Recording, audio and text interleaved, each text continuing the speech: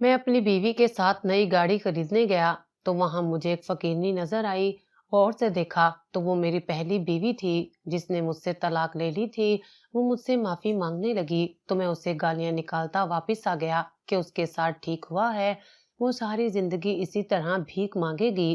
कुछ साल बाद मेरी बीवी को ब्लड कैंसर हो गया। मैं उसका इलाज करवाने उसे अमेरिका ले आया, लेकिन यहाँ जिस डॉक्टर ने मेरी बीवी का इलाज किया उसे देखकर हैरत से मेरी आंखें फट पड़ी, क्योंकि वो तो मेरा बचपन तो गुर्बत में गुजरा था, लेकिन अब मैं पढ़ लिख कर एक बड़ा अफसर बन गया था।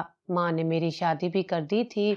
मैं बीवी को खुले दिल से खर्चा देता और कहता, जाओ अपनी पसंद से शॉपिंग करो, जो दिल चाहे खरीद लो, अपनी पसंद के कपड़े जूते सब कुछ ले आओ। मगर मुझे उस वक्त बहुत गुस्सा आता जब वो सादे से कपड़े पहनकर घर घूमती और जो मैं उसे पैसे देता वो आस पड़ोस गरीब लोगों में बांट देती। एक रोज दफ्तर से घर आया तो उसे कल वाले कपड़ों में देखकर मेरा दिमाग खराब हो गया। मैंने गुस्से से उसे कहा, तुम एक सरकारी ऑफिसर की बीवी हो, कोई आम औरत नहीं हो। क्यों हर वक्त नौकरानियों की तरह बनी रहती हो?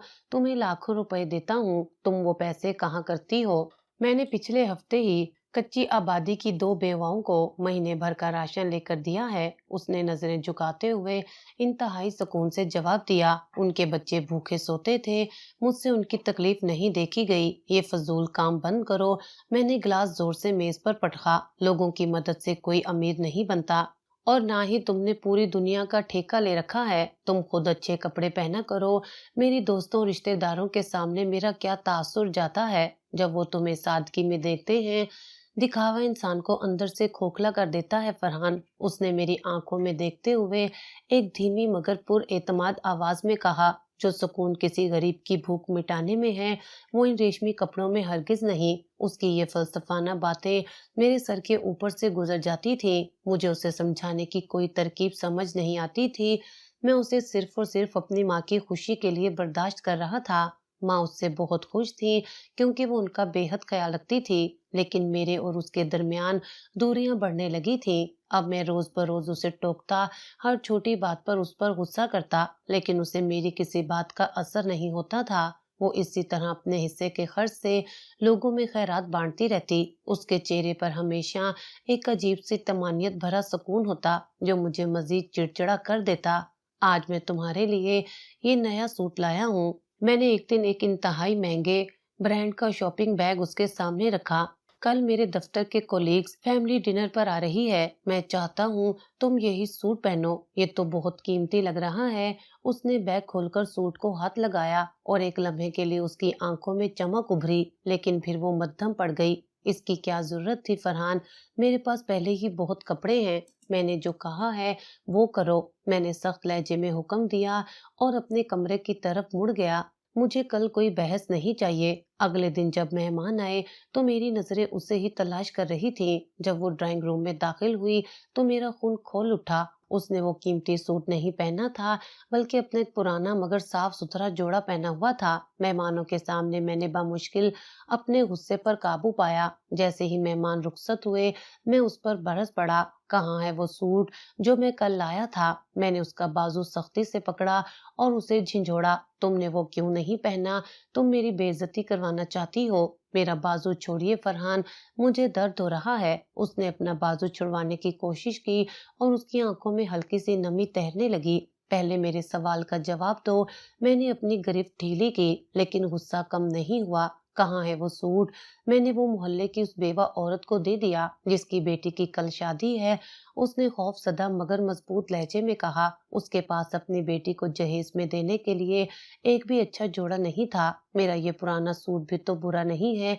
तुम पागल हो चुकी हो। मैंने अपने बाल नोचते हुए कमरे में चक्कर लगाना शुरू कर दिया। मैं कमाता हूँ ताकि मेरी बीवी अच्छे कपड़े पहने और तुम मेरी कमाई मोहल्ले के लोगों पर लुटा रही हो। अल्लाह की राह में दिया हुआ कभी साया नहीं जाता फरहान। वो मुस्कुराई और उसकी इस मुस्कुराहट ने मेरे गुस्से को आग लगा दी। ये दुनिया का माल यहीं रह जाना है। हमारे साथ सिर्फ हमारे अमाल जाएंगे।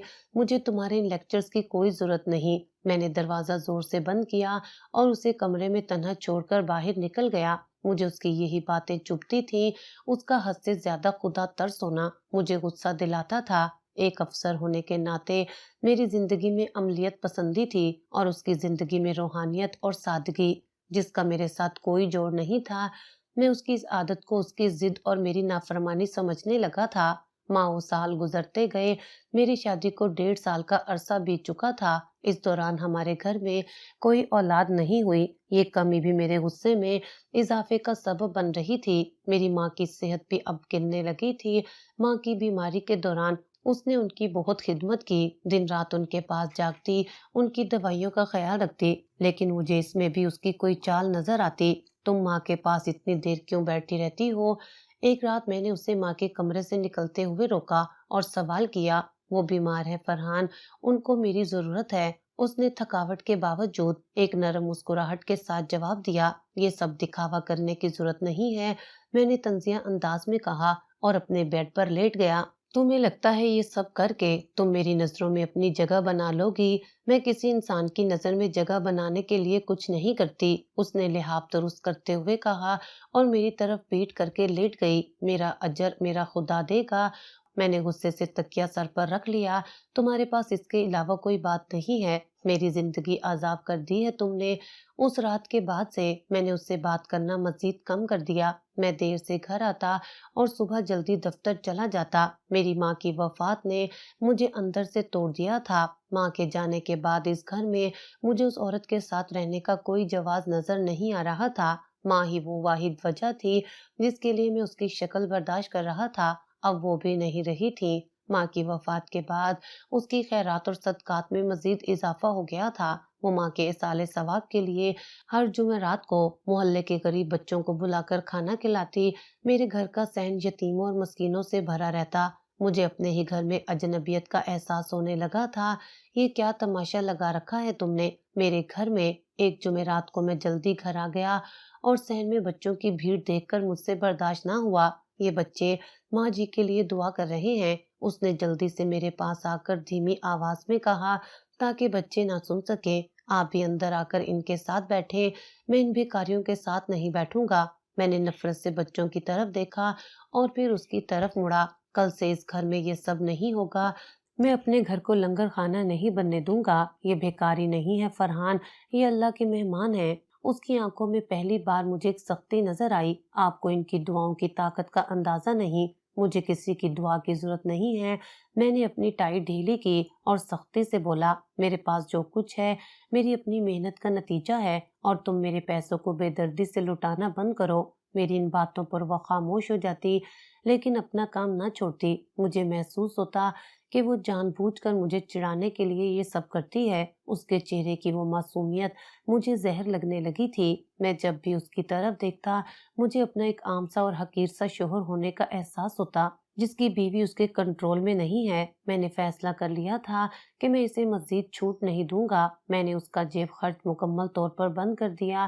مجھے لگا کہ پیسے نہ ہونے کی وجہ سے وہ یہ سب بند کر دے گی اور میرے آگے ہاتھ پھیلائے گی، لیکن میں غلط تھا۔ اس نے گھر کے راشن میں سے بچت کرنا شروع کر دی۔ وہ خود کم کھاتی اور بچا ہوا کھانا ان لوگوں تک پہنچا دیتی۔ جب مجھے اس بات کا علم ہوا تو میرے غصے کی کوئی انتہا نہ رہی۔ تم باز نہیں آؤ گی نا؟ میں نے کچن میں جا کر اس کے ہاتھ سے آٹے کا برتن چھین لیا۔ میں نے تمہارا خرچہ بند کیا تاکہ تم یہ بے وقوفیاں چھوڑ دو اور تم نے گھر کے راشن پر ہاتھ صاف کرنا شروع کر دیا۔ میں نے کسی چیز پر ہاتھ صاف نہیں کیا۔ اس نے برتن واپس لینے کی کوشش نہیں کی اور سیدھی کھڑی رہی۔ میں اپنے حصے کا کھانا انہیں دیتی ہوں، آپ کے حصے میں سے کچھ کم نہیں کیا۔ تمہارا کوئی حصہ نہیں ہے اس گھر میں نے چیختے ہوئے کہا اور آٹے کا برتن زمین پر دے مارا۔ آٹا پورے فرش پر بکھر گیا۔ یہ سب میری کمائی ہے اور میں فیصلہ کروں گا کہ یہ کہاں خرچ ہوگی۔ رزق اللہ دیتا ہے فرحان۔ اس نے بکھرے ہوئے آٹے کو دکھ کے ساتھ دیکھا۔ آپ صرف ایک ذریعہ ہیں، اس طرح رزق کی بے حرمتی مت کریں۔ میں اکثر دفتر کی پارٹیوں میں اکیلا جاتا تھا۔ وہاں دوسرے افسران اپنی بیویوں کے ساتھ آتے جو نت نئے فیشن کے کپڑوں اور بھاری زیورات سے لدی ہوتی تھیں۔ وہ آپس میں برانڈز اور غیر ملکی دوروں کی باتیں کرتی۔ جب مجھ سے میری بیوی کی غیر موجودگی کا پوچھا جاتا تو میں کوئی نہ کوئی بہانہ بنا کر بات ٹال دیتا۔ ایک دن میرے باس نے مجھ سے براہ راست پوچھ لیا، فرحان تم ہمیشہ اکیلے آتے ہو؟ باس نے سگار سلگاتے ہوئے میری طرف دیکھا۔ اپنی بیگم کو کبھی نہیں لاتے؟ کیا بات ہے، سب ٹھیک تو ہے نا گھر پر؟ जी सर, बिल्कुल ठीक है सब, मैंने मसनूई मुस्कुराहट चेहरे पर सजाते हुए जवाब दिया। दरअसल उनकी तबीयत कुछ नासाज रहती है और उन्हें ज्यादा रश वाली जगह पसंद नहीं। ओह, ये तो बुरी बात है, बॉस ने धुआं फिजा में छोड़ते हुए कहा। अगली बार उन्हें जरूर लाना, हमारी बेगमात उनसे मिलना चाहती हैं। जी सर, मैं पूरी कोशिश करूंगा, मैंने सर हिलाते हुए कहा, लेकिन अंदर ही अंदर मेरा गुस्सा उबल रहा था। मैं उस रात गुस्से में भरा हुआ घर पहुंचा। वो ड्राइंग रूम में बैठी कुछ कपड़े सी रही थी, शायद मोहल्ले के किसी गरीब बच्चे के लिए। उसे इस हाल में देखकर मेरा पारा मजीद हाई हो गया। क्या कर रही हो ये? मैंने उसके हाथ से कपड़ा छीन कर दूर फेंका। मैंने तुम्हें मना किया था ना, ये दर्जियों वाले काम करने से। एक से 3 बच्चे की ईद का जोड़ा है। उसने खामोशी से उठकर कपड़ा उठाया और उसे तय करते हुए बोली, कल ईद है और उसके पास पहनने के लिए कुछ नहीं था। मुझे कोई परवाह नहीं कि किसके पास क्या है। मैंने उसके करीब जाकर ऊंची आवाज में कहा, आज बॉस ने मुझसे तुम्हारे बारे में पूछा। मुझे उनके सामने झूठ बोलना पड़ा कि तुम बीमार हो। मैं उन्हें ये नहीं बता सकता था कि मेरी बीवी घर में गरीबों के कपड़े सीती है। इसमें शर्म की क्या बात है फरहान? उसने मेरी आंखों में पूरी हिम्मत से देखते हुए कहा, किसी के काम आना तो फख्र की बात होती है। आपको शर्म क्यों आती है? क्योंकि मैं क्लास में उठता बैठता हूँ। उसने अपनी छाती पर हाथ मारते हुए उसे जताया, मेरा एक मकाम है, तुम उस मकाम को मट्टी में मिला रही हो। तुम मेरी बीवी कहलाने के लायक नहीं हो। अगर बीवी कहलाने का मतलब सिर्फ नुमाइश और दिखावा है तो वाकई में इस लायक नहीं हूँ। उसके लहजे में एक अजीब सा दुख और सच्चाई थी जिसने मुझे मजीद झुंझला दिया। लेकिन याद रखें, ये मकाम, ये ओहदे सब आर्जी हैं, असल चीज इंसान का किरदार है। मैंने अपनी जिंदगी को अपने असूलों पर जीना चाहा था, जहाँ रहमदिली और खुदा तरसी की कोई गुंजाइश नहीं थी। उस दिन मैं दफ्तर से मामूल से कुछ पहले घर लौटा तो मेरे कानों में किसी औरत के रोने की आवाज पड़ी। मैंने तेजी से कदम बढ़ाए और लाउंज में दाखिल हुआ। सामने का मंजर देखकर मेरे तन बदन में आग लग गई। एक अजनबी और खस्ता हाल औरत मेरी बीवी के कदमों में बैठी ज़ारो कतार रो रही थी और मेरी बीवी उसे तसल्ली दे रही थी। ये क्या ड्रामा लगा रखा है मेरे घर में? मैंने धाड़ते हुए अपना ब्रीफ के सोफे पर दे मारा। गुस्से से मेरी रगें तन गई थी और चेहरा सुर्ख हो चुका था। ये कोई ड्रामा नहीं है फरहान। इनके शोहर का अस्पताल में इमरजेंसी ऑपरेशन था और इनके पास दवाइयों के पैसे नहीं थे। उसने इंतहाई सुकून से अपनी जगह से उठते हुए जवाब दिया। उसके चेहरे पर वही मखसूस तमानियत थी जो मुझे हमेशा जहर लगती थी। तो इसमें हमारा क्या काम है? मैंने उस औरत की तरफ इंतहाई हिकारत से देखा जो अब डर कर खड़ी हो चुकी थी। क्या मैंने इस पूरे मोहल्ले के मस्कीनों का ठेका ले रखा है? इंसान ही इंसान के काम आता है। उसने उस गरीब औरत के कंधे पर हाथ रखा और उसे दरवाजे की तरफ जाने का इशारा किया। उसका ये नरम लहजा मेरे अंदर के तकब्बुर को मजीद भड़का रहा था। जैसे ही वो औरत बाहर निकली, मैंने आगे बढ़कर अपनी बीवी का बाजू सख्ती से दबोच लिया। तुमने उसे क्या दिया है? सच सच बताओ, क्योंकि मैं तुम्हारा जेब खर्च तो कब का बंद कर चुका हूँ। मेरी उंगलियां उसके बाजू में धंस रही थी, लेकिन उसने दर्द की कोई शिकायत नहीं की। मैंने अपनी सोने की चूड़ियां बेच दी हैं। उसने मेरी आंखों में पूरी हिम्मत और सच्चाई से देखते हुए जवाब दिया। एक लम्हे के लिए मुझे लगा जैसे किसी ने मेरे सर पर हथौड़ा दे मारा हो। क्या बकवास कर रही हो तुम? मैंने उसे जोर से पीछे की तरफ धक्का दिया। वो चूड़ियां जो मैंने तुम्हें मुंह दिखाई में दी थी, तुमने वो इन भिखारियों पर लौटा दी।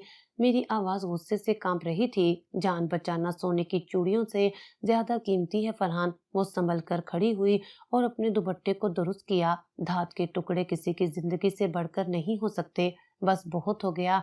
मैंने अपने बाल नोचते हुए कमरे में चक्कर लगाना शुरू कर दिया। तुम्हारी इन बकवासियात ने मेरा जीना हराम कर दिया है। मेरी सोच और तुम्हारी सोच में जमीन आसमान का फर्क है। तुम एक अफसर की बीवी कहलाने के लायक ही नहीं हो। मैंने कब कहा कि मैं झूठे रुतबे की तलबगार हूँ? उसने पहली बार जरा ऊंची आवाज में जवाब दिया। उसकी आंखों में एक अजीब सी बेनियाजी थी जिसने मुझे हद से ज्यादा मुश्तइल कर दिया। उस दिन मैंने गुस्से में ये हतमी फैसला कर लिया कि अब मैं इसे अपनी जिंदगी में मजीद एक पल भी नहीं रख सकता। सिर्फ इसके खूबसूरत होने से मेरा घर नहीं चल सकता था। मुझे एक ऐसी औरत चाहिए थी जो मेरे स्टेटस के मुताबिक चले। तुम्हें गरीबों से इतना ही प्यार है तो जाओ उन्हीं के साथ जाकर रहो। मैंने दरवाजे की तरफ उंगली का इशारा करते हुए हतमी लहजे में कहा, मैं तुम्हें तलाक देता हूँ, तलाक देता हूँ। طلاق دیتا ہوں۔ یہ الفاظ ادا کرتے ہی مجھے لگا جیسے میرے کندھوں سے کوئی بہت بھاری بوجھ اتر گیا ہو۔ میں نے ایک گہرا سانس لیا اور فتح مندانہ نظروں سے اس کی طرف دیکھا۔ مجھے امید تھی کہ وہ اب روئے گی، گڑ گڑائے گی اور معافی مانگے گی، لیکن وہاں ایسا کچھ نہیں ہوا۔ اس نے ایسے میری طرف دیکھا جیسے اسے کسی چیز کا کوئی پچھتاوا نہیں تھا۔ اس کی آنکھوں میں نہ کوئی آنسو تھا، نہ چہرے پر کوئی خوف۔ اس نے خاموشی کے ساتھ سر جھکایا اور اپنے کمرے کی طرف چل پڑی۔ کچھ ہی دیر بعد وہ اپنا ایک چھوٹا سا بیگ ہاتھ میں لیے باہر نکلی۔ اس نے گھر کی کسی چیز کو مڑ کر نہیں دیکھا۔ اللہ آپ کو ہدایت دے اور آپ کے غرور کو آپ کے لیے عذاب نہ بنائے، اس نے دروازے سے نکلنے سے پہلے ایک سرد اور پرسکون آواز میں کہا۔ اس کے بعد وہ خاموشی کے ساتھ میری زندگی سے چلی گئی۔ میں صوفے پر گر کر زور سے ہنسا۔ مجھے اس کی اس آخری بات کی کوئی پرواہ نہیں تھی۔ میں مطمئن تھا کہ ایک ایسی عورت سے میری جان چھوٹ گئی جو میرے پیسے اور میری عزت کو خاک میں ملا رہی تھی۔ اب میں آزاد تھا اپنی مرضی کی زندگی جینے کے لیے۔ کچھ عرصہ گزارا، میں نے اپنے دوستوں رشتہ داروں میں یہ اعلان کر دیا کہ مجھے ایک نئے اور پڑھے لکھے گھرانے کی لڑکی کی تلاش ہے جو ماڈرن ہو۔ میری نظریں اب ایک ایسی بیوی پر تھیں جو میرے عہدے اور میری دولت کی نمائش کر سکے۔ جلد ہی میری ملاقات سارا سے ہوئی۔ وہ میرے ہی ایک جاننے والے کی بیٹی تھی۔ سارا خوبصورت ہونے کے ساتھ ساتھ انتہائی ماڈرن اور عیش و عشرت کی دلدادہ تھی۔ ہماری پہلی ملاقات ایک مہنگے ریسٹورینٹ میں ہوئی۔ فرحان، مجھے پرانی سوچ والے لوگ بالکل پسند نہیں۔ سارا نے کافی کا مگ ہاتھ میں پکڑتے ہوئے انتہائی نخرے سے کہا، زندگی جینے کے لیے ہوتی ہے اور میرے نزدیک پیسہ وہ واحد چیز ہے جو خوشی خرید سکتا ہے۔ تمہاری سوچ بالکل میری جیسی ہے سارا۔ میں نے اس کی بات پر خوشی سے سر ہلاتے ہوئے جواب دیا۔ اس کی مادی سوچ میرے دل کو بہت بھا گئی تھی۔ میں نے کبھی بھی اپنے پیسے کو یوں فضول ضائع نہیں کیا۔ مجھے اسے اپنے اوپر خرچ کرنا پسند ہے۔ ہماری شادی بہت دھوم دھام سے ہوئی۔ میں نے اس شادی پر بے دریغ پیسہ بہایا۔ شہر کے سب سے بڑے ہال میں تقریب ہوئی اور سارا نے لاکھوں روپے کا جوڑا پہنا۔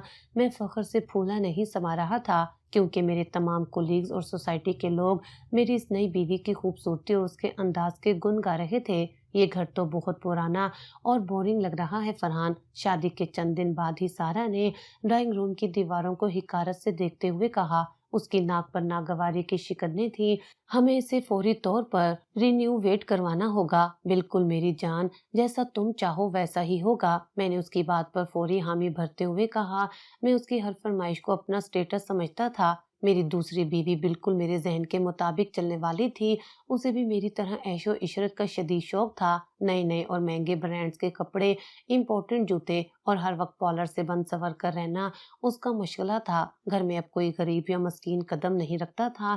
ہمارے گھر میں اب صرف ہائی کلاس پارٹیاں ہوتی تھیں جہاں شراب، کباب اور دولت کا بے دریغ مظاہرہ ہوتا۔ فرحان، مجھے وہ نیا ڈائمنڈ سیٹ چاہیے جو کل ہم نے مال میں دیکھا تھا۔ سارا نے ایک رات آئینے کے سامنے اپنے بال سنوارتے ہوئے فرمائش کی۔ اس کی آنکھوں میں لالچ کی واضح چمک تھی۔ وہ 25 لاکھ کا ہے۔ سارا، پچھلے مہینے ہی تو میں نے تمہیں سونے کا سیٹ لے کر دیا ہے، میں نے قدرے حیرانی سے کہا، لیکن میرا لہجہ نرم تھا۔ تو کیا ہوا؟ اس نے برش کو غصے سے میز پر پٹخا اور میری طرف گھوم گئی۔ کیا میں 25 لاکھ کے سیٹ کے لائق نہیں ہوں؟ میرے دوستوں کے سامنے میرا کیا امپریشن جائے گا؟ ارے ناراض کیوں ہوتی ہو؟ میں تو بس ویسے ہی کہہ رہا تھا، میں نے جلدی سے بات سنبھالتے ہوئے مسکرا کر کہا۔ کل ہی وہ سیٹ تمہارے پاس ہوگا۔ مجھے اس کی یہی ادائیں اچھی لگتی تھی۔ وہ مجھ سے پیسے مانگتی، مجھ سے خرچ کرواتی اور مجھے احساس دلاتی کہ میں کتنا طاقتور اور امیر ہوں۔ مجھے اپنی پہلی بیوی کی وہ سادگی اور کنجوسی اب مزید بے وقوفی لگنے لگی تھی۔ سارا کی وجہ سے میری سوسائٹی میں واہ واہ ہو رہی تھی۔ کچھ عرصے بعد سارا سے میری ایک بیٹی بھی ہو گئی۔ میں اس کی پیدائش پر بہت خوش تھا۔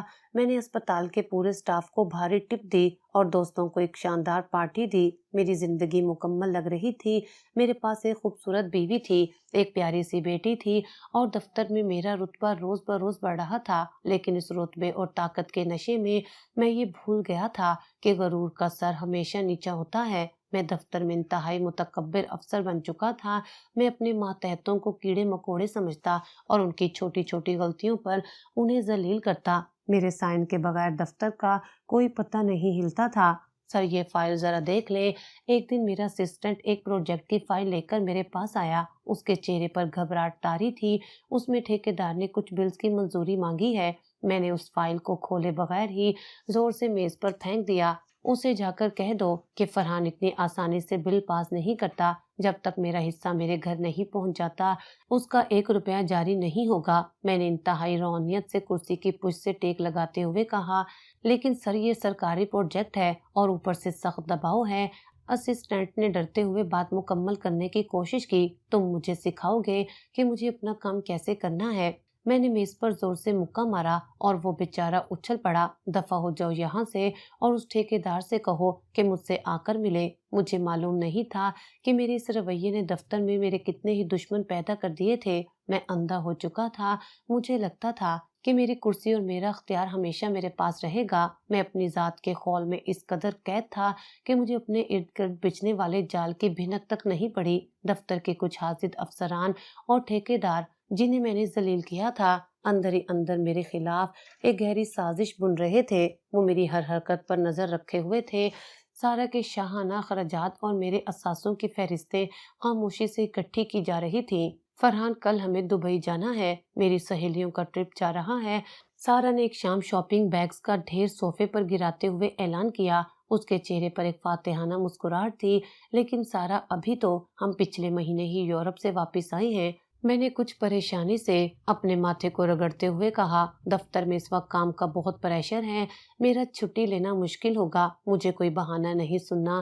سارا نے پیر پٹکتے ہوئے ضدی بچے کی طرح کہا، میں نے بس بتا دیا ہے کہ ہم جا رہے ہیں، اگر آپ نہیں جائیں گے تو میری ناک کٹ جائے گی۔ آپ اپنے باس سے کہہ کر چھٹی لیں۔ ٹھیک ہے، میں کل ہی بات کرتا ہوں، میں نے ہتھیار ڈالتے ہوئے کہا۔ اس کی ضد کے آگے میں ہمیشہ ہار جاتا تھا۔ مجھے یہ اندازہ نہیں تھا کہ میری یہی بے فکری اور عیش و عشرت کی ہوس مجھے اس کھائی کے کنارے پر لے آئی ہے جہاں سے گرنے کے بعد انسان کبھی نہیں سنبھل پاتا۔ میں اس رات بہت سکون کی نیند سویا۔ دبئی جانے کی تیاریاں عروج پر تھیں اور سارا کی فرمائشیں ختم ہونے کا نام نہیں لے رہی تھیں۔ میں دفتر میں بیٹھا اپنے خیالات میں گم تھا کہ اچانک دروازہ ایک زوردار دھکے سے کھلا۔ یہ کیا بدتمیزی ہے؟ تم لوگوں کو اندر آنے کی اجازت کس نے دی؟ میں نے اپنی کرسی سے غصے سے اٹھتے ہوئے دھاڑ کر کہا۔ میری آنکھوں میں تکبر کی آگ جل رہی تھی۔ ہمیں کسی کی اجازت کی ضرورت نہیں فرحان صاحب۔ اینٹی کرپشن کے ڈائریکٹر نے ایک بھاری فائل میری میز پر پٹکتے ہوئے سرد اور کاٹدار لہجے میں کہا، آپ کو کرپشن اور اختیارات کے ناجائز استعمال کے سنگین الزام میں اسی وقت گرفتار کیا جاتا ہے۔ تمہارا دماغ تو خراب نہیں ہو گیا؟ تمہیں معلوم ہے تم کس سے بات کر رہے ہو؟ میں نے میز پر مکہ مارتے ہوئے انہیں ڈرانے کی کوشش کی۔ میری رگیں تن گئی تھیں اور چہرہ غصے سے سرخ پڑ گیا تھا۔ ہمیں بہت اچھی طرح معلوم ہے کہ ہم ایک کرپٹ افسر سے بات کر رہے ہیں جس کے خلاف ثبوتوں کے انبار لگ چکے ہیں۔ ڈائریکٹر نے ہتھکڑی نکالتے ہوئے میری آنکھوں میں آنکھیں ڈال کر جواب دیا، اب اپنی یہ فرعونیت اپنے پاس رکھیں اور خاموشی سے ہمارے ساتھ چلیں ورنہ ہمیں سختی کرنی پڑے گی۔ یہ ایک سازش ہے، میں ابھی منسٹر صاحب کو فون کرتا ہوں۔ میں نے گھبراہٹ کو چھپاتے ہوئے تیزی سے اپنا موبائل اٹھایا اور کانپتے ہاتھوں سے نمبر ملانے لگا۔ میرا دل زور سے دھڑک رہا تھا۔ ملا لے فون جس کو ملانا ہے، آج کوئی آپ کی مدد کو نہیں آئے گا۔ ڈائریکٹر نے طنزیہ مسکراہٹ کے ساتھ مجھے دیکھتے ہوئے کہا، آپ کے اپنے ہی لوگوں نے آپ کا کچا چٹھا کھول کر رکھ دیا ہے۔ فون کی گھنٹی بجتی رہی لیکن دوسری طرف سے کسی نے جواب نہیں دیا۔ میں نے اپنے ان تمام دوستوں کو کال کی جو کل تک میری محفلوں کی جان ہوتے تھے لیکن آج سب کے نمبر بند مل رہے تھے۔ میرے ماتھے پر پسینے کے قطرے ابھر آئے۔ دیکھ لیا آپ نے، آپ کی طاقت کا نشہ کیسے اترا ہے؟ ایک اور افسر نے آگے بڑھ کر میرے ہاتھوں میں ہتھکڑی پہناتے ہوئے طنز کیا، اب چلیں خاموشی سے، باہر پوری دنیا آپ کا تماشا دیکھنے کے لیے بےتاب ہے۔ مجھے یوں محسوس ہوا جیسے کسی نے میرے پیروں تلے سے زمین کھینچ لی ہو۔ دفتر کے جن ملازمین کو میں کیڑے مکوڑے سمجھتا تھا، آج وہ سب کوریڈور میں کھڑے میری تذلیل کا تماشا دیکھ رہے تھے۔ ان کی آنکھوں میں میرے لیے کوئی ہمدردی نہیں بلکہ ایک عجیب سی فاتحانہ خوشی تھی۔ مجھ پر کرپشن کا الزام لگ چکا تھا، ایک ایسا الزام جو میرے حاسدوں نے بڑی ہوشیاری سے مجھ پر تھوپا تھا اور جس کی مجھے رتی برابر بھی بھنک نہیں پڑی تھی۔ انکوائری کا سلسلہ شروع ہوا تو میرے ہوش اڑ گئے۔ عدالت کے کٹہرے میں کھڑے ہو کر میں نے دیکھا کہ میرا اپنا اسسٹنٹ میرے خلاف گواہی دے رہا تھا۔ जज साहब ये हर फाइल को पास करने का बाकायदा कमीशन लेते थे और इनके साइन के बगैर दफ्तर का कोई काम नहीं होता था। असिस्टेंट ने मेरी आंखों में देखते हुए इंतहाई एतमाद से झूठ बोला। उसके चेहरे पर एक अजीब सी ढिठाई थी। तुम झूठ बोल रहे हो, मैंने तुम्हें हमेशा ईमानदारी का दर्ज दिया था। मैंने कटहरे की लकड़ी को सख्ती से पकड़ते हुए चीख कर कहा। मेरी आवाज में शदीद बेबसी थी। आपने हमें सिर्फ तकब्बुर और रिश्वतखोरी सिखाई है सर। असिस्टेंट ने हिकारत से मुंह फेरते हुए जवाब दिया। आपने तो गरीब ठेकेदारों का खून चूसने में कोई कसर नहीं छोड़ी थी। मैंने अपने बचाव की हर मुमकिन कोशिश की, बड़े से बड़े वकील की खिदमत हासिल की, लेकिन मेरे खिलाफ बनाए गए जाली सबूत बहुत ठोस थे। वो ठेकेदार जिसे मैंने अपने दफ्तर से धक्के देकर निकाला था, उसने मेरे खिलाफ सबसे मजबूत गवाही दी। उसने मुझसे 50 लाख रुपए की रिश्वत मांगी थी और न देने पर मेरा सरकारी कॉन्ट्रैक्ट मंसूख कर दिया गया। ठेकेदार ने अदालत में रोते हुए अदाकारी की। इस अफसर ने मेरा घर बर्बाद कर दिया था। चंद ही महीनों की तवील और अजियतनाक इंक्वायरी के बाद अदालत ने अपना फैसला सुना दिया। मुझे मुजरिम करार दे दिया गया। मेरी नौकरी चली गई, मेरे तमाम बैंक अकाउंट्स मुंजमद कर दिए गए और मेरा वो सरकारी घर जहां मैं अपनी ऐश परस्त बीवी के साथ शहाना जिंदगी गुजार रहा था, मुझसे एक झटके में छीन लिया गया। हुकूमत ने मुझे 24 घंटे के अंदर सरकारी रिहाइश का खाली करने का नोटिस थमा दिया। हमें मुल्तान के एक पसमानदा इलाके में एक छोटे से खस्ता हाल और किराए के मकान में मुंतकिल होना पड़ा। जून की शदीद गर्मी और उस छोटे से घर की हबस ने सारा की बर्दाश्त को पहले ही खत्म कर दिया। मैं इस गलीज और बदबूदार डरबे में एक मिनट भी मजीद नहीं रह सकती। सारा ने अपना कीमती बैग जमीन पर जोर से फेंकते हुए चीख कर कहा। उसका चेहरा गुस्से और इंतहाई नागवारी से बिगड़ चुका था। सारा, हालात को समझने की कोशिश करो। मेरे पास अब कुछ नहीं बचा। मेरा सब कुछ जब्त हो चुका है। मैंने उसके हाथ पकड़ने की कोशिश की, लेकिन उसने एक झटके से हाथ छुड़ा लिए।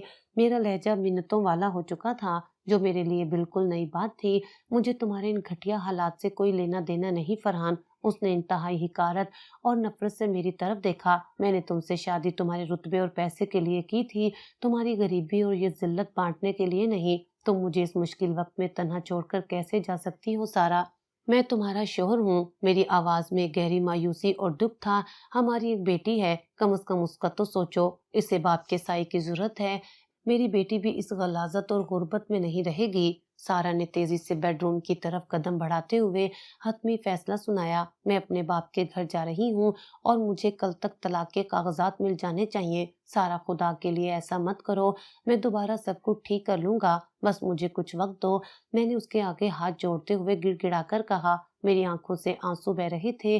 तुम अब एक मुजरिम हो फरहान, एक दागदार इंसान जिसका कोई मुस्तकबिल नहीं। सारा ने अपना सामान सूटकेस में ठूंसते हुए इंतहाई सफाकी से जवाब दिया। मैं अपनी जवानी और खूबसूरती तुम्हारे इस बदबूदार घर में सड़ने के लिए तबाह नहीं कर सकती। उसने अपना सामान बांधा और मेरी बेटी को लेकर हमेशा के लिए उस दरवाजे से बाहर निकल गई। मैं दरवाजे की चौखट पर बैठा ज़ारों का तार रोता रहा। चंद दिन बाद पुलिस मुझे गिरफ्तार करके जेल ले गई। मैंने जेल में अपनी सजा काटी। वो दिन मेरी जिंदगी के तारीख तरीन और अजियतनाक दिन थे। सलाखों के पीछे एक छोटी सी कोठड़ी में बैठकर मैं अपने अरूज और जिवाल के बारे में सोचता रहा।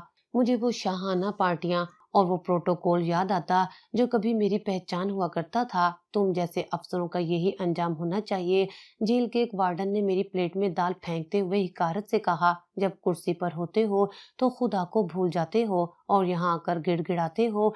मैंने कोई करप्शन नहीं की, मुझे फंसाया गया है। मैंने रूखी रोटी का निवाला तोड़ते हुए धीमी मगर दर्द भरी आवाज में कहा। मेरी आंखों में अब आंसुओं की जगह एक मुस्तकिल वीरानी आ चुकी थी। यहाँ हर कैदी यही कहता है साहब, वार्डन ने कहकर लगाया और सलाखों पर डंडा मारता हुआ आगे बढ़ गया। अपनी सजा काटो और अब जमीन पर रहना सीखो। सजा काटने के दौरान मैंने बहुत कुछ सहा, लेकिन इस सब के बावजूद मेरे दिल में एक लम्हे के लिए भी ये पछतावा नहीं आया कि मैंने अपनी पहली बीवी को घर से क्यों निकाला था। मुझे लगता था कि वो एक अलग बाप था और मेरी ये तबाही महज मेरी दुश्मनों की साजिश है, जिसका उस नेक औरत से कोई ताल्लुक नहीं। मैं अभी भी अपनी इस सोच पर कायम था कि गरीबों पर पैसा लौटाना बेवकूफ़ी है। सजा काटने के बाद जब मैं जेल से बाहर आया तो मेरा इस्तकबाल करने के लिए कोई नहीं था। मेरे रिश्तेदार जो कल तक मेरी एक झलक देखने को तरसते थे, अब मुझसे ऐसे कतराते थे जैसे मुझे कोई मुतद्दी बीमारी हो। मैं सड़कों पर मारा मारा फिरता रहा।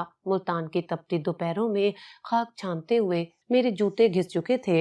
एक दिन शदीद गर्मी में चलते चलते मैं निढाल होकर एक दुकान के थड़े पर बैठ गया। तुम्हारा ये हाल मुझसे देखा नहीं जाता फरहान। अचानक एक शनासा आवाज मेरे कानों में पड़ी। मैंने सर उठाकर देखा तो सामने मेरा एक दूर का बाअसर रिश्तेदार खड़ा था। वो वाहिद इंसान था जिसने इन हालात में मुझसे बात करने की जहमत की थी। मेरे पास अब कुछ नहीं बचा भाई, सब कुछ खत्म हो गया। मैंने खाली नजरों से जमीन की तरफ देखते हुए एक लंबी आह भरी। मेरी आंखों में अब सिर्फ बेबसी और थकन थी। मैं अंदर से बिल्कुल टूट चुका हूँ।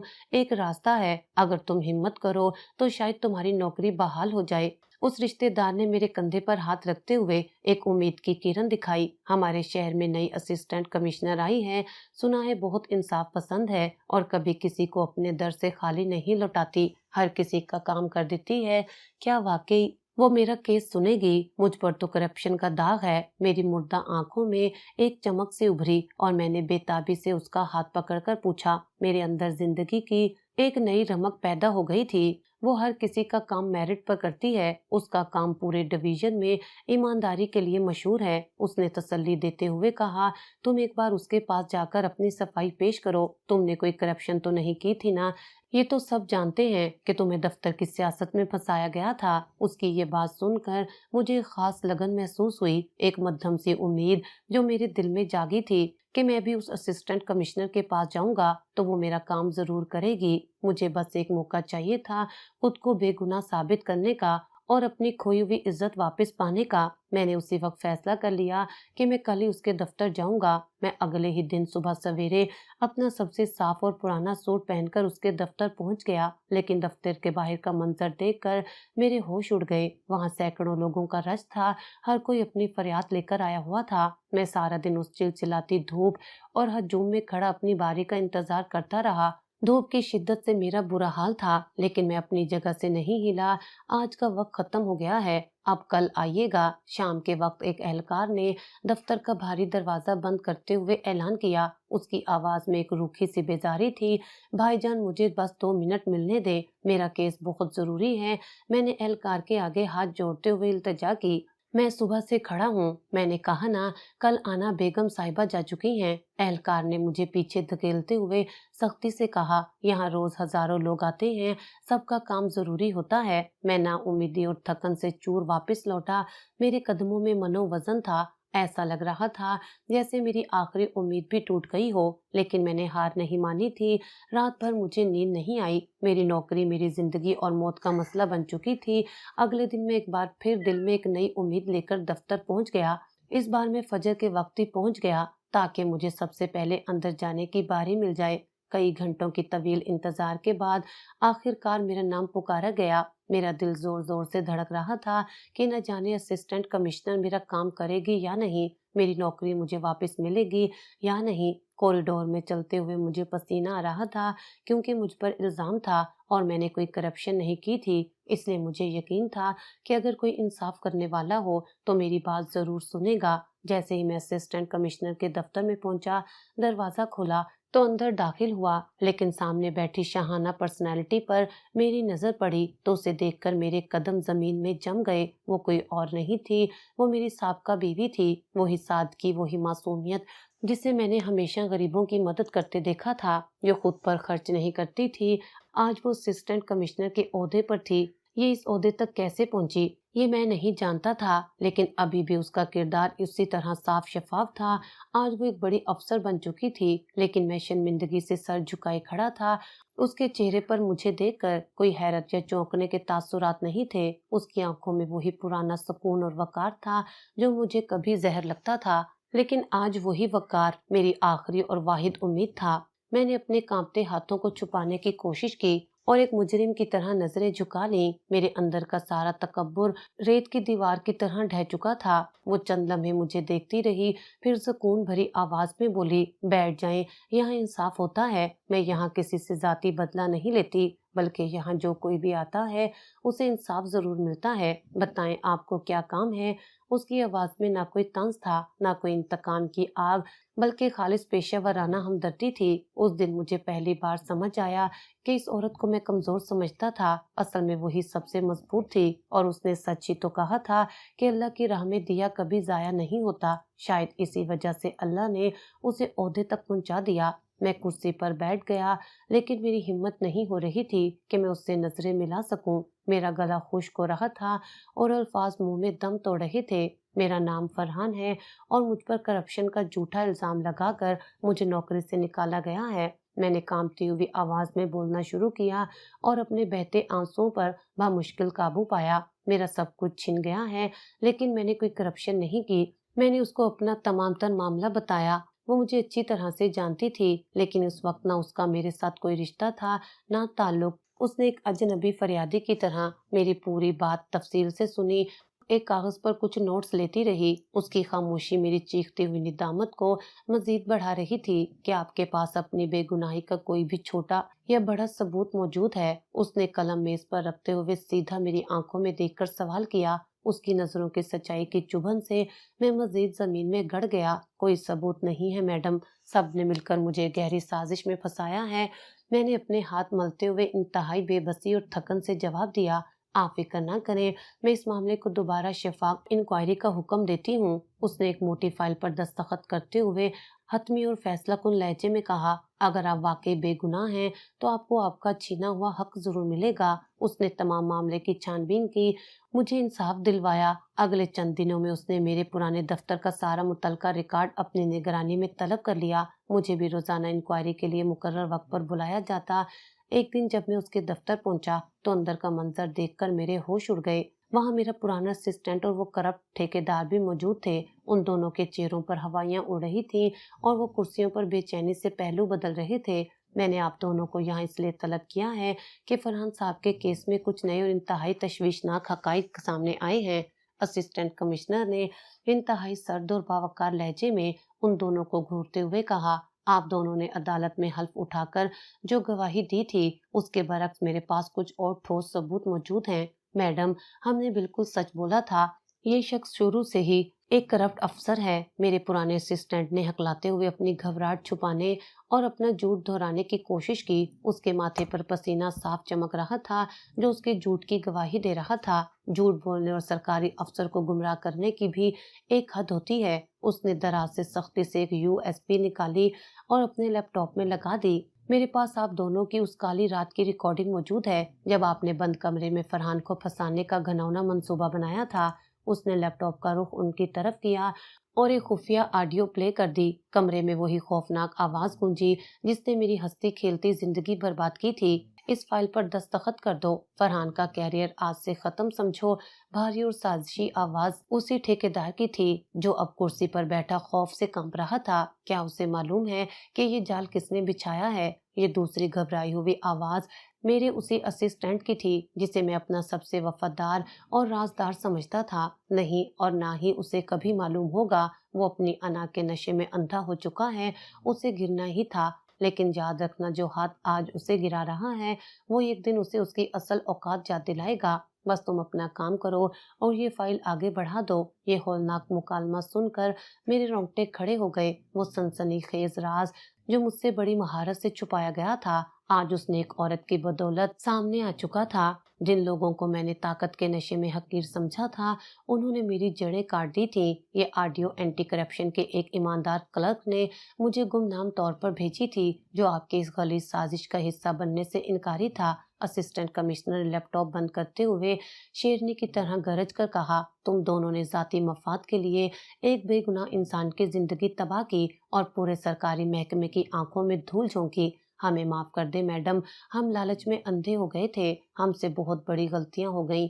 ठेकेदार ने फौरन अपने घुटने फर्श पर टेक दिए और दोनों हाथ जोड़कर गिड़गिड़ाने लगा। ہمیں برباد مت کریں، ہم مکر گئے تھے، یہاں معافی نہیں، صرف اور صرف کڑا انصاف ملتا ہے۔ اس نے میز پر رکھی گھنٹی زور سے بجائی اور دو باوردی پولیس والے فوراً اندر داخل ہو گئے۔ ان دونوں مجرموں کو اسی وقت گرفتار کر لیں اور ان کے خلاف فراڈ یا ریاستی اداروں کو دھوکہ دینے کی سخت ترین کارروائی کا آغاز کریں۔ ان دونوں کو وہیں کھڑے کھڑے ہتھکڑیاں لگ گئیں اور وہ روتے پیٹتے دہائیاں دیتے ہوئے دفتر سے باہر نکالے گئے۔ میں اپنی جگہ پر بت بنا بیٹھا تھا، مجھ پر ایک طویل سکتہ جاری تھا جس سازش نے مجھے سڑک پر لا کھڑا کیا تھا اور میرا سب کچھ چھین لیا تھا۔ آج وہ اس عورت نے بے نقاب کر دی تھی جسے میں نے کبھی بے دردی سے دھکے دے کر سڑک پر نکال دیا تھا۔ چند ہی دنوں کی قانونی کارروائی اور انکوائری رپورٹ کے بعد عدالت نے مجھے باعزت طور پر بری کر دیا اور میری سرکاری نوکری مکمل سابقہ مراعات کے ساتھ بحال کر دی گئی۔ میں خوشی سے پاگل ہو رہا تھا،